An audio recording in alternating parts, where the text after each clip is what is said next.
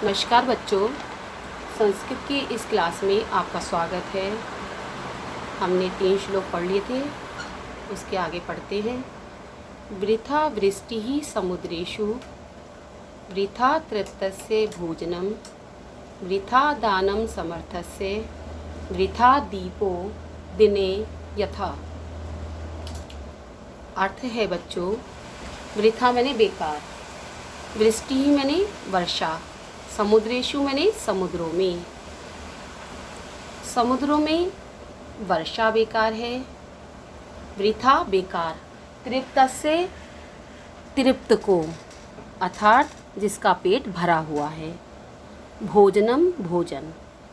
समुद्रों में वर्षा बेकार है और तृप्त का जो व्यक्ति जिसका पेट भरा हुआ है उसे भोजन बेकार है, अर्थात उसको भोजन का कोई भी देने का फ़ायदा नहीं है।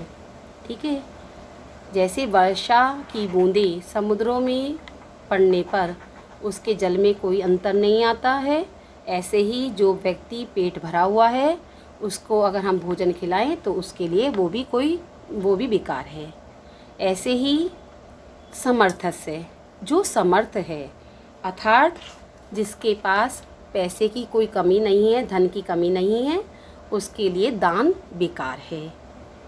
कैसे दान बेकार है? जैसे यथा, जैसे वृथा दीपो दिने, जैसे दीपक दिन में बेकार है जलाना ना। जैसे दीपक का प्रकाश अगर हम दिन में करें तो कोई फ़ायदा नहीं है, ऐसे ही समुद्रों में वर्षा का कोई फ़ायदा नहीं है, तृप्त को भोजन का कोई फ़ायदा नहीं है, समर्थ को दान बेकार है और दिन में दीपक के जलाने से कोई भी फ़ायदा नहीं है या बेकार है। ठीक है। आगे देखेंगे। जल बिंदु निपातेन क्रमशः पूर्यते घटः, सह हेतु सर्व विद्यानां धर्मस्य च धनस्य च।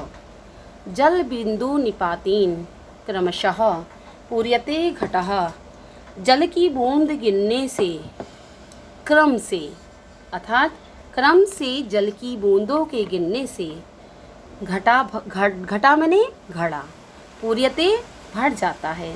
जैसे जल की बूंद गिरने से घड़ा भर जाता है, सह हेतु वही कारण है, सह मैंने वह, हेतु मैंने कारण है, सर्व विद्या नाम सारी विद्याओं का, धर्मस्य धर्म का, चा मैंने और धर्म का, धनस्य चा और धन का, वही सारी विद्याओं का, धर्म का और धन का कारण है। अर्थात बच्चों, जैसे हम जल को घड़े में भरते हैं और एक एक बूंद करके घड़ा भर जाता है, वैसे ही हम विद्याओं का अध्ययन कैसे करते हैं? थोड़ा थोड़ा करके हमारे पास विद्याएं एकत्रित होती रहती हैं, ज्ञान एकत्रित होता है। धर्म से, धर्म का भी ऐसे ही है और धन का भी ऐसे ही है कि धन भी हमारे पास क्रम से ऐसे ही एकत्रित होता है, संग्रह होता है धन का। आगे देखिए बच्चों।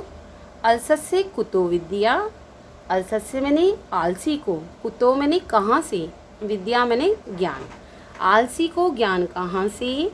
अविद्या से, जो ज्ञानहीन है, कुतो कहाँ से, धनम उसको धन कहाँ से। अधन से धनहीन को, कुतो मित्रम मित्र कहाँ से। अमित्र से जो जिसका मित्र नहीं है, ऐसे व्यक्ति को, कुतः कहाँ से, सुखम सुख। अलसस्य कुतो विद्या, आलसी को विद्या कहाँ से। अविद्या से कुतो धनम, जो ज्ञानहीन है उसको धन कहाँ से मिलेगा। अधन से जो धनहीन है उसके मित्र भी कैसे बनेंगे वो।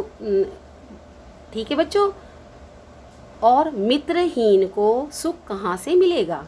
तो इसका मतलब ये है कि आलसी व्यक्ति विद्या नहीं प्राप्त कर पाता, और जो विद्या प्राप्त नहीं कर पाता उसको धन नहीं मिलता। जिसके पास धन नहीं होता उसके पास मित्र नहीं होते, और मित्रहीन को सुख नहीं मिलता। सुख कहाँ से मिलेगा। ठीक है बच्चों। अब आप इसे पढ़ेंगे और अब मैं आपको अभ्यास कार्य करा रही हूँ, देखिएगा। पहला प्रश्न है आपके पास, उचित संस्कृत विपर्ययम इति चिह्नी कुरुत। पहला है मित्रम। मित्रम का आपका विपर्ययम यानी कि अपोजिट, ठीक है, क्या होगा? अमित्रम। उद्यमः। उद्यमः परिश्रम से होता है, परिश्रम का उल्टा क्या होगा? आलस्यम।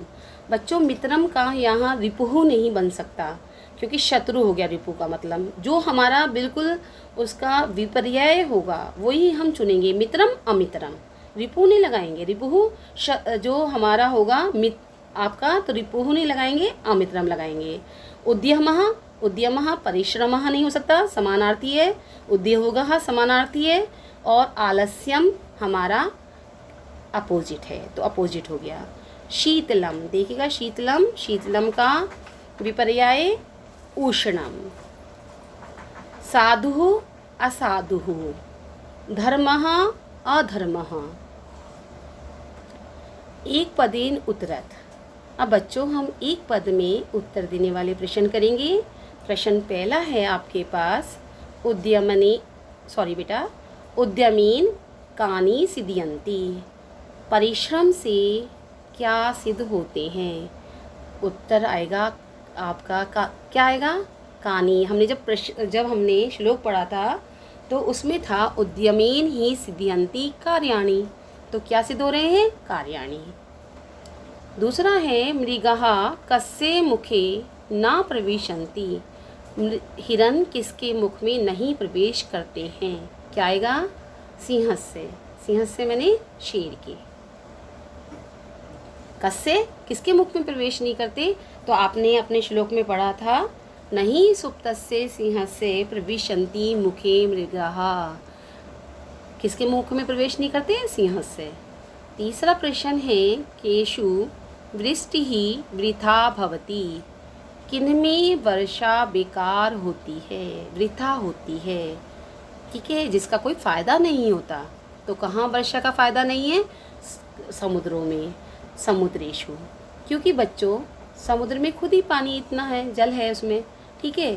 तो जहाँ जलहीन है कोई तालाब, तो वहाँ तो फ़ायदा आएगा होगा, लेकिन जहाँ जल है स्वयं पहले से ही, तो वहाँ कोई फ़ायदा नहीं होगा। क्रमशः जल बिंदु नाम निपातेन कहाँ पूर्यते। आपने पढ़ा था कि जल बिंदु निपातेन क्रमशः घटाः पूर्यते, तो कहाँ पूर्यते? घटाः पूर्यते। किन बिना दैवम न सिद्ध्यति। किन के बिना भगवान या भाग्य न सिद्ध्यति, साथ नहीं देता है, तो क्या आएगा? पुरुषकारेण। क्या आएगा? किसके बिना भाग्य साथ नहीं देता है? पुरुषकारेण, यानी कि पुरुषार्थ के बिना, हमारे काम के बिना, ठीक है। अब आप इन प्रश्नों को एक बार ध्यान से पढ़ लेंगे बाद में, और अपनी किताब में करेंगे। उसके बाद आप प्रश्न 3, 4 और 5, इसके बाद 6 प्रश्न भी है जिसमें कि अनुवाद बनाने हैं बच्चों। उस प्रश्न को आप करने का प्रयास करेंगे। अगर कोई भी प्रॉब्लम होगी, कोई भी समस्या आपके सामने आती है, तो मैं अगली कक्षा में इसको आपको समझाऊंगी। धन्यवाद।